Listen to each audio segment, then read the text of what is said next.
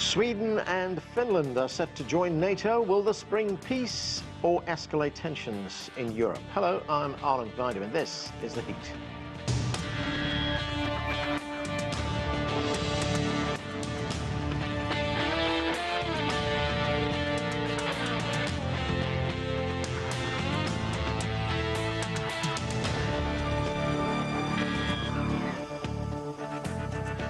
The North Atlantic Treaty Organization is expanding once more. NATO will accept Sweden and Finland into the military alliance, a response to Russia's conflict. The decision came after a two-day meeting in Madrid in Spain. Rahul Pathak has details. NATO's key objectives look to have been achieved. Sweden and Finland are now set to join the alliance. NATO also wanted to project a sense of unity and resolve. They introduced their new strategic concept, which sets out the alliance's priorities for the next decade. It includes increased budgets, closer cooperation, and a deepening of strategic partnerships with like-minded countries around the world. Top of their agenda was, of course, Ukraine. President Volodymyr Zelensky appealed for more military help, and NATO pledged continued support. The alliance concluded Thursday's proceedings by focusing on areas outside Europe. Our final session at the Madrid summit focused on threats and challenges from the Middle East, North Africa and the Sahel.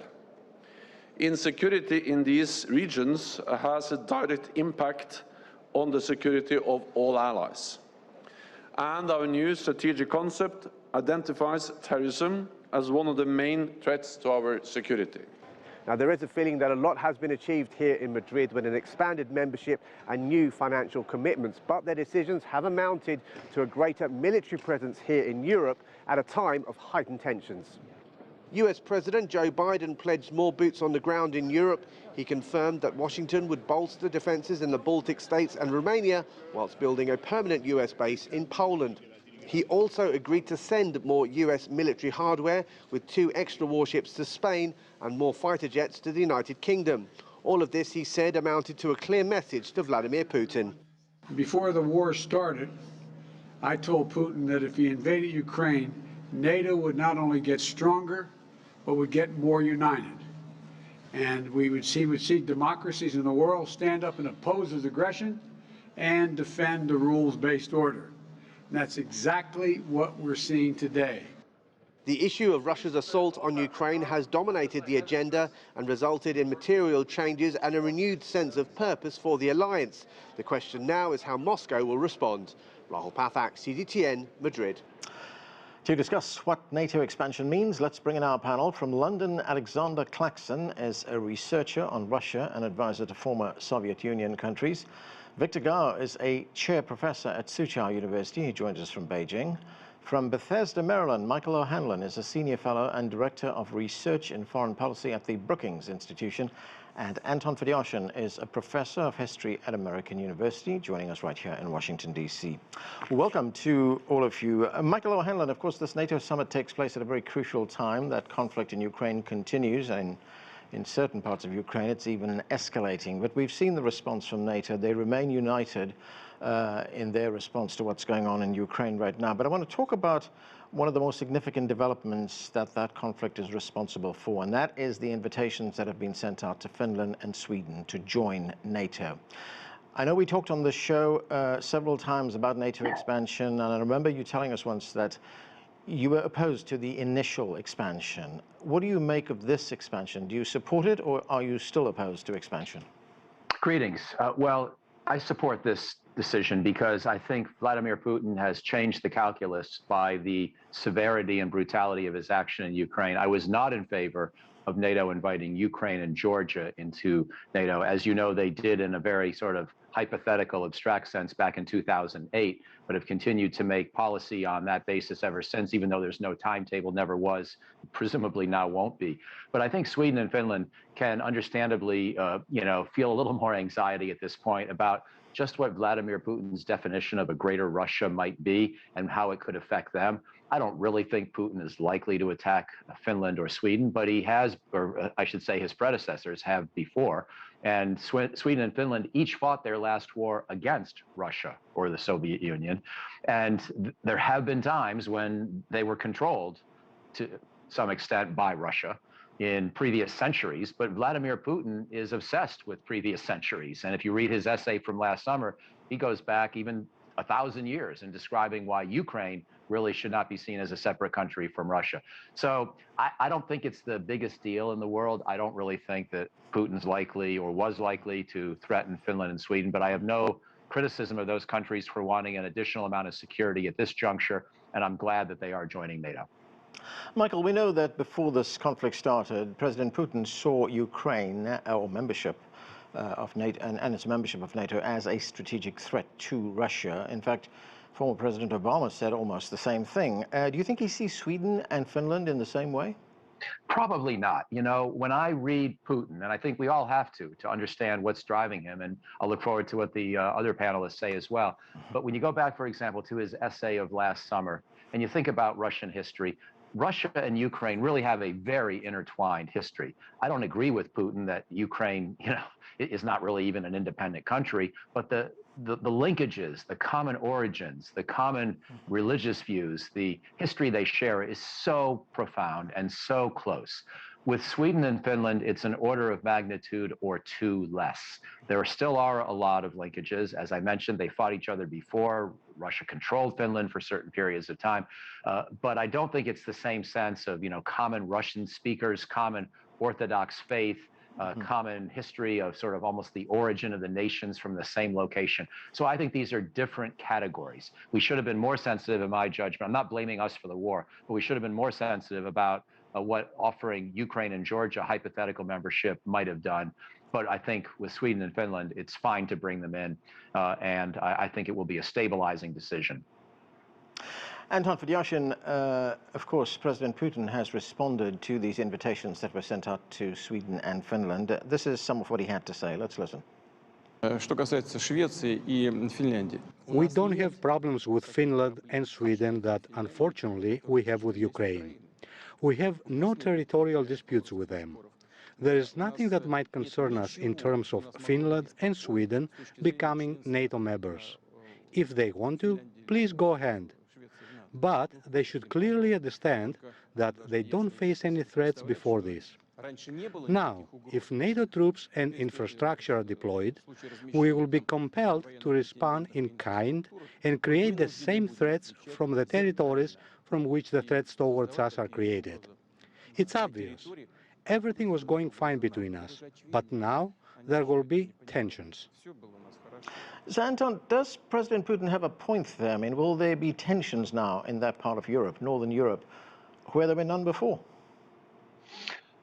He is right in the sense that he understands the fundamental structure of NATO as an alliance, and it's very important to remind our viewers what that is. Once a country joins NATO, it still has an enormous amount of freedom in how it participates in the alliance. This applies not only to the alliance waging wars. For example, in the Afghan war, it was a constant headache for the United States, which was nominally, of course, by far the largest force and basically in charge of the effort. It was a constant headache to coordinate military activities. Once NATO even goes into a military conflict, different countries have the right to determine the nature of that conflict. Some countries, for example, stipulate that they will not have their troops involved in direct combat, but only in security missions, stuff like that. And during peacetime, every country has the right to make its decision about how it participates in the alliance. If the Finns and the Swedes decide to host NATO bases on their territory or to place potentially offensive or defensive weapons on their territory, the Russians will respond in kind. And that's essentially the point that Putin was making today. If they essentially become members of NATO and don't change anything about their fundamental military posture, in other words, their own armies will remain in the same places where they have been for decades, this will not necessitate a shift. Let me make another very quick point on it.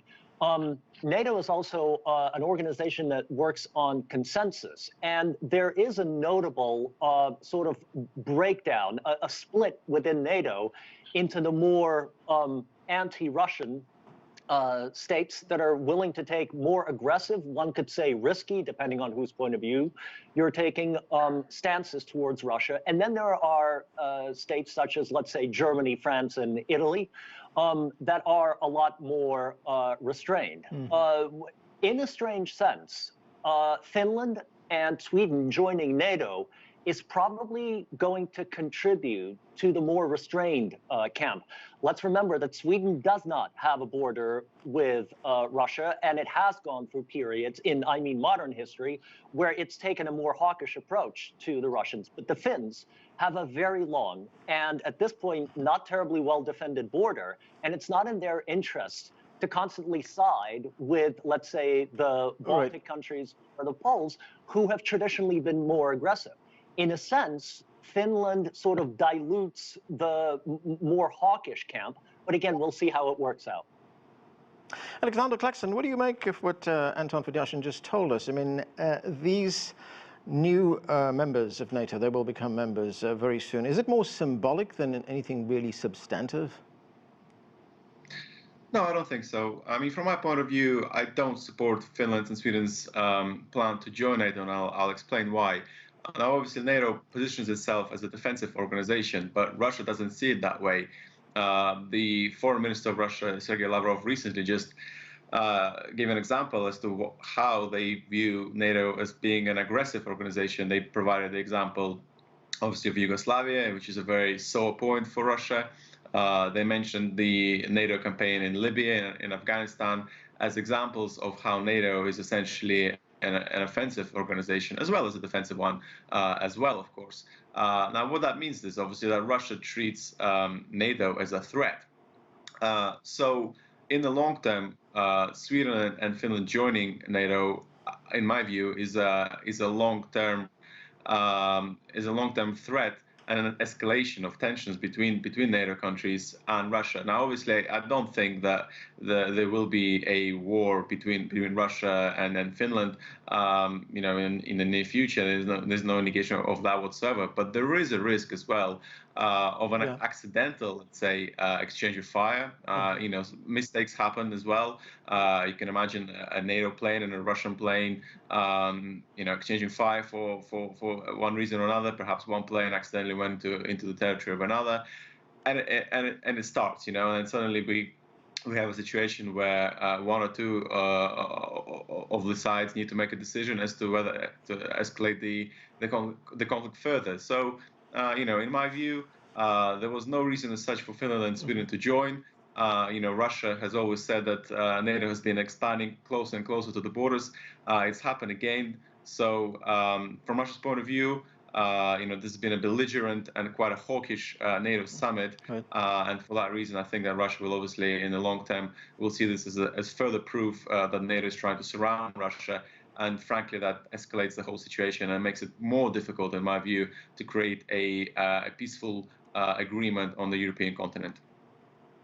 Victor Gar, beyond Europe and the conflict in Ukraine, this summit also targeted China. I'm going to play you some of what President Biden had to say about China, and thereafter I'm going to play you a response rather, from the Chinese Foreign Ministry. But first, let's listen to President Biden. At this summit, we rallied our alliances to meet both the direct threats of Russia poses to Europe and the systemic challenges that China poses to a rules-based world order. Okay, Victor, and this is how the Chinese Foreign Ministry responded to that. NATO's so-called new strategic concept document disregards the facts, gives a false account of the true facts, wrongly defines China as posing a strategic challenge, and discredits China's foreign policy. It speaks ill of China's normal military development and national defense policy, is irresponsible, encourages confrontation, and is full of Cold War thinking and ideological prejudice. China is seriously concerned and firmly opposed to this. So, Victor, what are we to make of the fact that NATO as an organization, there are 30 members in that organization, soon to be 32, now consider China to be a threat? First of all, I think NATO's position on China and how it describes China is completely misguided, because you need to be very specific. name any particular details why China does constitute a threat to NATO as an organization or to NATO member states. So I think NATO should avoid being highly politicized, and they should not really focus on their mission as it was created, that is to focus on Europe rather than branching out to other parts of the world as if they are the god, for example, and others should be subjugated to NATO. This is not going to work, and I truly believe this eventually will not bring benefit to NATO members or NATO as an organization. This will probably lead to greater disaster. China, in all realistic measurement, is a force for peace and stability and development, rather than a force agitating for war or confrontation. It is a fact that China has become a more and more important economic presence. There is no denying about that. But that presence does not threaten NATO, for example, or NATO member states. No one in the world can stop the peaceful development of China. I would say to deprive the Chinese nation of their right of economic development probably is the largest crime against humanity in human history. So we need to be realistic and objective and reasonable about China's economic development, which continues, which will continue with great strength and robustness. No one can stop that. But how do you define China's economic rise is another issue. NATO need to be very philosophical about it rather than biased and prejudiced against it and try to become an instrument of some other countries to achieve its goal of holding China down. Michael O'Hanlon, on this question of China being discussed by NATO leaders, there was an opinion piece in China Daily newspaper which pointed out that the leaders of Australia, New Zealand and South Korea have been invited to the summit, which the newspaper says signals, quote, that the military alliances move to expand to the Asia-Pacific region with the aim of helping the United States contain China. Do you see it that way? Is that what's happening here? Has the United States, in effect, enlisted its other co-members in NATO to contain China? Because that's what this newspaper opinion piece is saying. Greetings again. Well, no, I'm not that concerned because I think that, building on one of the previous comments from the panel, I believe that having a U.S. conversation with NATO partners and with Asian partners will actually serve to moderate any American tendency towards excessive confrontation. So if you read the strategic concept, the specifics of it, not just what Joe Biden said as a president of one of the NATO member states, but the actual document that was agreed to by all 30. The language is not that bad. And it explains, in fact, pretty clearly and reasonably why NATO countries need to be worried about their own high-tech sectors, Chinese efforts to sometimes acquire intellectual property in ways that could be damaging to European nations. It's not really about mounting some big North American, European military endeavor to go, face down China in the Western Pacific. It's not really talking about aircraft carriers and fighter jets. It's talking about economic resilience. It's talking about supply chains. It's talking about the sorts of things that we're aware are sometimes a concern when you're dealing with a huge economic and technological power like China that plays by some of the same rules as the Western countries, but not all of the same rules. So I was not particularly concerned about that. I would concede one point. I am a little bit concerned that the United States itself, on its own, may exaggerate in certain cases the China challenge or threat. And that's why I'm glad to see my country forced to essentially find language in common with the other 29 members of NATO and with some Asian countries like the Republic of Korea that have no interest in an excessive confrontational policy towards China, that live near China, that have a history of trying to get along with both the United States and China.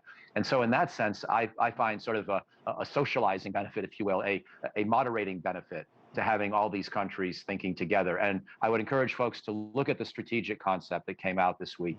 I don't think the language is particularly confrontational. Victor Gao, what do you think? Are we perhaps reading too much into the fact that these three Asian leaders were at the NATO summit and that, in fact, China was discussed by the leaders in Madrid? Well, in a sense, I agree with the comments made by the previous commentator. And he has a lot of point. On the other hand, if you adopt another perspective, then NATO, to a very large extent, should be viewed as a surrogate of the United States. Now, whether the United States can really force its view onto all the other NATO members, currently 30 and already expanded to 32, that's another issue. But without the United States, NATO probably will be a very insignificant empty shell to start with. So we view NATO very much as dictated and controlled by the United States. And the United States does have one thing in its mind, that is to prevent China's continued economic development so that China eventually will surpass that of the United States. And from the Chinese perspective, China's continued economic development is inevitable. No one can stop that, including countries like the United States. Right. And further, one thing which differs between China and the United States is that China sees no fun of becoming the next superpower or the next top dog to replace the United States. Right. I think from the Chinese perspective, these are completely two different things, whereas the United States wants to confuse these two things and tell everyone else, including NATO members, that China is a threat. Okay. But to what? Be specific. Okay, Alexander Clackson, would it be fair to say that NATO is no longer just purely a North Atlantic defensive alliance? I mean, if we look at the reason why it was created after World War II, it was to counter Soviet expansionism at that time. But is it now a global military group which is now headed by the United States and its allies, mostly European, but with some Asian members? Yeah, I mean, that's an interesting point you raised, because you're right, saying that in many ways, after the collapse of the Soviet Union, perhaps that was a good time to discuss whether NATO should remain in place as well, because there was essentially no foe anymore on the European continent for the United States and its allies. So that would have been a good opportunity to perhaps dismantle NATO. The organization has now went a different way, and it seems to be expanding even further. I would say that it could be argued that the United States, through NATO, is trying to maintain somewhat of a unipolar world order on our international system, where essentially the United States remains kind of the only sole power that is able to exert influence on the world stage. I think what we're seeing over the recent kind of years or so is that this is becoming increasingly impossible. Obviously, China is a growing power that has certain interests near its region. We've seen that Russia is interested in exerting its influence, for better or worse, near its borders as well. So the point here is that I think the multipolar world, where essentially different countries influence policies around the world, is pretty much inevitable. And my concern is that the United States will try and ensure that the unipolar world stays in place, and I think that could lead to more confrontations between the United States, China, and Russia as we move forward. Okay. Anton, the well-known prominent Singapore diplomat and former President of the United Nations Security Council, Kishore Mahbubani, who's well known in foreign policy circles, he talked recently about the fundamental reason for the Ukraine conflict and why Asia does not experience the same kinds of conflicts. Let's listen to some of what he had to say. You can have a long discussion of what triggered the war in Ukraine, but you ask me to give a single factor explanation, I would say it's the absence of the culture of pragmatism in European cultures. Because all they had to do was reach a compromise with Russia. And I can tell you the differences among Southeast Asians are much deeper and much greater than the differences among Europeans. But somehow, maybe because of the diversity, we created this culture of pragmatism. We learned the art of live and let live. And that's why we are at peace. What do you make of Mahbubani's views there, Anton? Well, he's a wise man, and I had heard that comment, read it a little bit earlier today. I would only disagree with one thing. The culture of compromise is not absent from the European experience. It is in remission. And it's been in remission since the end of the Cold War. And the real driver, unfortunately, behind that is not really the Europeans. Europe is made up of many countries, and some of them are much more inclined to be pragmatic. Again, we return to old Europe, even on the case of Ukraine. This is Germany, this is France, this is Italy. The real driver is the United States and the overly ideologized approach to foreign policy in Europe that the United States has taken recently. And in that sense, he is absolutely right. And if I may, and I'd like to quickly follow up on something that Michael mentioned and the other speakers spoke about. Listen, I think it's very interesting that questions of economic interests, economic policies, supply chain safety have now sort of strayed, floated into the sphere of interests of NATO, which was and is, by the way, a purely military organization. This is not, of course, the responsibility of Stoltenberg or any Western leader per se. This is part of modern experience when we all depend on economic globalization to the degree that we do, on the safety of our communication systems. Unfortunately, what used to be purely military organizations are slowly beginning to intertwine themselves with fundamentally economic interests. It will take a lot of pragmatism to steer this going forward. Michael, I've only got a minute left, but I want to get your view on what we just heard from Kishore Mahbubani. You know, what I inferred from that was he was saying that Europe is too quick to seek confrontation and conflict before examining its other options, whereas Asian nations perhaps take a breath, look at its other options, and in most instances come to some kind of compromise and, as he said, live and let live. It's a fascinating comment. I agree with my colleagues on the panel that this is a wise man and it's worth listening to him. And certainly if we look at the last 500 years of world history, his point is even stronger, that it really is the European continent that has driven imperialism and the world wars for the most part. But on the other hand, it's also worth moderating that broad sweeping generalization with the fact that it was Japan that was the other big aggressor in World War II. And China has certainly had its share of internal conflict. And so I think that over the years, what we would have to say and have to conclude is that, yes, indeed, there has been a fair amount of belligerence that's come out of Europe historically. But I also think Europe's done a lot to build a peaceful zone in the West in the last several decades. Tragically, that's now been lost this year. Okay, that's where we have to leave it. Thanks to all of you for being with us. That is it for this edition of The Heat. I'm Anand Naidu in Washington, D.C. Thanks for watching.